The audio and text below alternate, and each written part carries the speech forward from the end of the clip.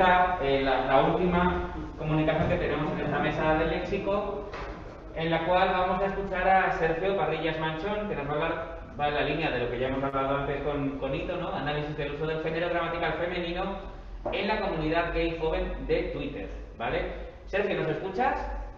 Lo que he hecho en este trabajo ha sido analizar el uso del género gramatical femenino entre hombres cisgénero, gays o bisexuales de entre 18 y 24 años. Es un trabajo que se basa en la lingüística queer, que es una subdisciplina del análisis crítico del discurso, y bueno, también he bebido mucho de la lingüística cognitiva, sobre todo con su visión de la gramática, de base semántica, y también de la filosofía postestructuralista, ¿no? Y de la performatividad del género que propone Butler, también un poco de Derrida, del falogocentrismo, y en general de la concepción discursiva que se tiene desde Foucault, ¿no? He utilizado una metodología mixta para este trabajo. Primero, mediante un método cuantitativo, he hecho una encuesta a 115 usuarios de Twitter de diversas orientaciones y edades, para ver un poco cómo se percibe desde distintos perfiles un mismo mensaje producido, ¿no? En el marco de la comunidad gay fagota de Twitter, ¿no? De gays jóvenes, gays y bisexuales, perdón.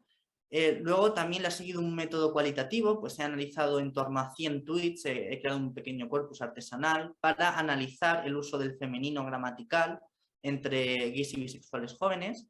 Y luego, esto está un poco en curso, quiero hacer más entrevistas, pero bueno, estoy realizando entrevistas a usuarios, ¿no? De este género, de este uso del género gramatical. Parto de tres hipótesis fundamentales. Los hombres gays y bisexuales jóvenes de Twitter utilizan el femenino gramatical entre ellos. Se usa el femenino gramatical como manera de manifestar la pluma o puede formar parte de la pluma. Se trata de la difusión y toma de conciencia de un uso incluso anterior a la existencia de la red social, porque lo que me ha salido en la encuesta es que en muchas ocasiones este uso no se crea en la red social, sino que es previo y se importa en Twitter, aunque hay muchos usuarios que lo han adquirido en Twitter y eso también es importante remarcarlo, más o menos la mitad de entre los que lo usan, sobre todo lo que es la población más joven. Y bueno, este uso del femenino gramatical demuestra que el morfema A tiene usos más allá de ser una marca gramatical, por lo que tiene un significado analizable, ¿no? La cuestión es ver cuál es la naturaleza de ese significado, que nos va a traer un poco de cabeza. ¿Qué es el morfema A según la gramática del español? La gramática en términos clásicos, ¿no? Según el funcionalismo, a partir de los 70, el morfema flexivo A es simplemente una marca de concordancia y su distribución y uso en la lengua es arbitrario. Y sí que es cierto que el morfema O es no marcado y podemos debatir mucho sobre el origen del género gramatical en español, si tiene influencia de la cultura o no, o es más arbitrario, pero lo cierto es que en el discurso los morfemas de género, los flexivos, sí que tienen una correspondencia con el género social cuando son usados por personas, para referirse a personas. Y desde el generativismo, bueno, sobre todo hay muchos lingüistas generativistas que aluden a la tipología y a la existencia de unos universales para decir que el género no puede tener ningún tipo ni de base ni de desarrollo cultural, porque, por ejemplo, en alemán se utiliza el femenino genérico, así muy a lo vasto, lo he expresado, y claro, Alemania no es una sociedad mucho más feminista que España, por supuesto. Entonces, claro, no se puede establecer una correspondencia entre la configuración del género gramatical y cómo es una cultura de patriarcal.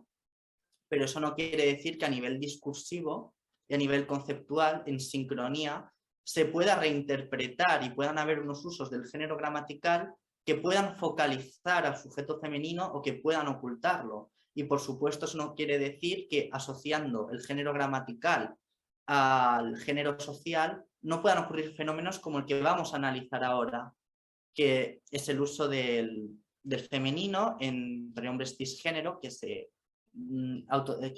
se expresan como hombres, ¿no? A nivel de género, pero por su asociación con feminidad, pues utilizan este morfema en determinadas situaciones.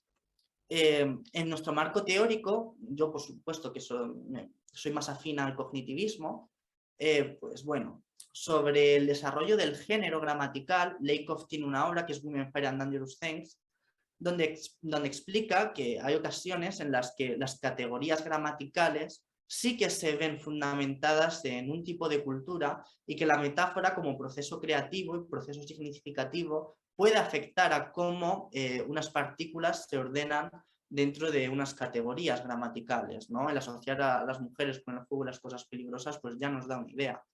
Y en sincronía, los fundamentos de la gramática cognitiva de Langacker, bueno, básicamente nos habla de que la gramática está supeditada a la semántica.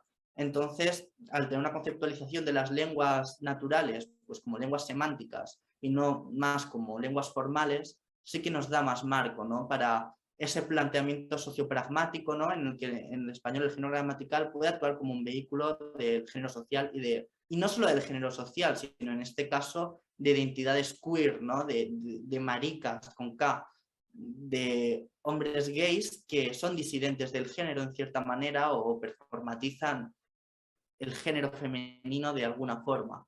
Y bueno, para comentar un poco de manera anecdótica, yo ahora estoy en la UPV, ¿no? Y allí el profesor de semántica es generativista y además es muy formalista, ¿no? Porque damos semántica lógica. Y entonces le pregunté, bueno, ¿y tú piensas que hay diferencia semántica? O sea, ¿tú crees que niño y niña tienen una diferencia semántica, que el morfema puede actuar como distintivo y tal?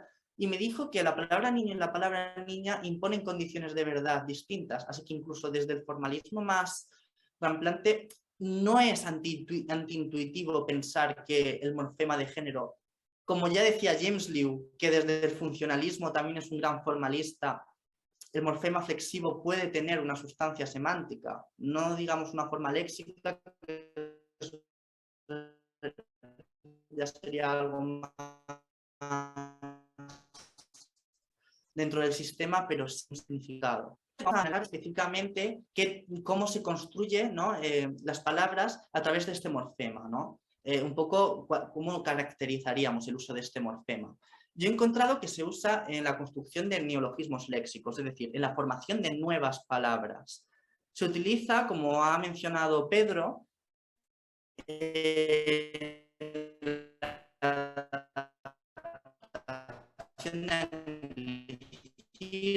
por ejemplo, fagot, corpus, también, por ejemplo, terfa. Sergio, disculpa que te interrumpamos. A veces tenemos algunos problemas con la escucha, ¿vale? Tu micrófono a veces falla y te oímos un poco entrecortado, ¿vale? Te lo digo para que lo tengas en cuenta. No sé si lo puedes enchufar mejor o acercarte más o algo así. Vale, voy a acercarme más a ver. Por si acaso, ¿vale? Y aprovecho para decirte que te quedan 6 minutos. Vale. ¿Vale? Entonces se utiliza para adaptar anglicismos y también, bueno, yo creo que más que para adaptar anglicismos, porque son combinaciones difíciles al ser lenguaje escrito, es más bien por un aspecto más lúdico, ¿no? Más bien como un juego, como algo creativo, más que por el hecho de que sean combinaciones difíciles en español. También la reinterpretación como morfema flexivo, ¿no? También por cuestiones lúdicas, palabras como hetero se transforma en hetera, que no es el término griego de hetera. También circo se transforma en circa, ¿no? Por un proceso también de metonimia, se asocia con ser un payaso y entonces tal. Estas reinterpretaciones del morfema flexivo no se hacen por ignorancia, no es como claro, mucha gente cuando Irene Montero soltó lo de portavoza se pensaban que lo decía por algún tipo de ignorancia, porque no sabía hablar y quería hacer un atentado contra la lengua, y nada más lejos de la realidad. Son usos creativos que hacemos, ¿no? De la gramática, transgresiones conscientes que son muy legítimas dentro del habla. Y bueno, también el morfema en la construcción de neologismos semánticos. En este caso, no cambia la forma léxica, no se generan formas léxicas nuevas, el morfema A no actúa como formante, pero sí que diferencia un significado más allá del significado prototípico que suele tener ese concepto. Por ejemplo, el alcohol me transforma en serpiente porque soy venenosa, pero una arrastrada de mierda. Es que literalmente he cenado 3 veces, estoy enferma, soy una putita de este juego. ¿Qué es lo que suele hacer el uso del femenino entre hombres gays? suele invertir semánticamente el significado. No se suele utilizar con un valor autodegradante, sino que muchas veces empodera o de intensidad al adjetivo, y ya no es un uso tan autodestructivo, sino más bien pues eso, actúa como atenuador o intensificador. Esto es un poco... Las interpretaciones de los insultos ya veremos que son un poco complicadas. Luego el morfema y la construcción de neologismos semánticos. No, esto está mal. El morfema con alcance discursivo total. Esto es cuando en un tuit apreciamos que todas las palabras que se pueden flexionar están en femenino, y entonces el uso del femenino es algo generalizado y no afecta a una unidad léxica en concreto. Funciones comunicativas del uso del femenino. Esto es según las entrevistas que he hecho y las encuestas, son pues, los valores que la gente atribuye de forma más concurrente. Por ejemplo, identificarse como hombre que se siente atraído por otros hombres en un mundo heteronormativo. Es una forma de decir, hey, soy gay. También como parte de los discursos femeninos que algunos hombres gays y bisexuales ritualizan mediante la pluma. Muchos hombres me han dicho, yo es que no soy consciente de que hablo en femenino, simplemente lo hago porque es como me siento más cómodo y más expresivo. Y no son igual que cuando hablo en masculino. Y luego también la reivindicación de la identidad queer mediante la subversión del género, interpretación humorística, memística. Esos son casos más espontáneos, ¿no? Dentro del humor así más fagota y tal. Y bueno, el morfema evidentemente tiene un contenido conceptual y produce imágenes intencionales distintas, ya en su uso más prototípico, pues mago y maga no es lo mismo, niño y niña no es lo mismo, pero es que además cuando un gay se apodera del uso del femenino gramatical, pues también lo hace asociando ese femenino gramatical a la imagen de la mujer, para luego asociarla con él mismo.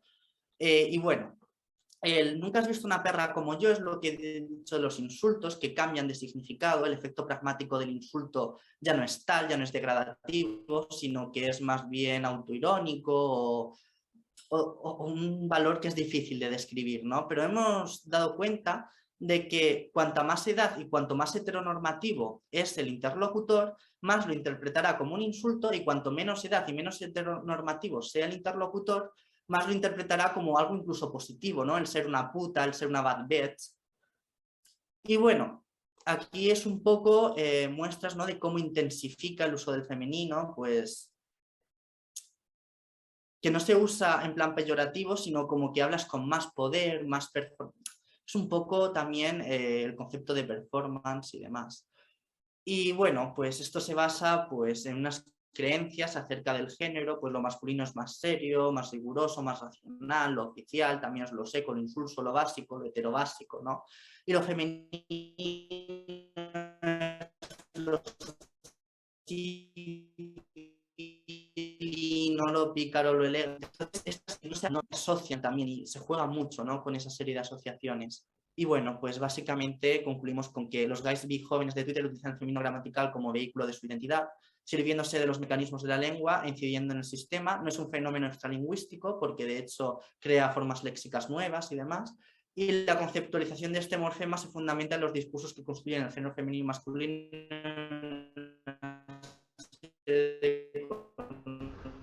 Sergio, te perdemos. Implicaciones. Bueno, ¿estás ahí? Sergio, te estamos perdiendo. La señal de sonido es un poco incierta. Gracias. No escucho muy bien. No.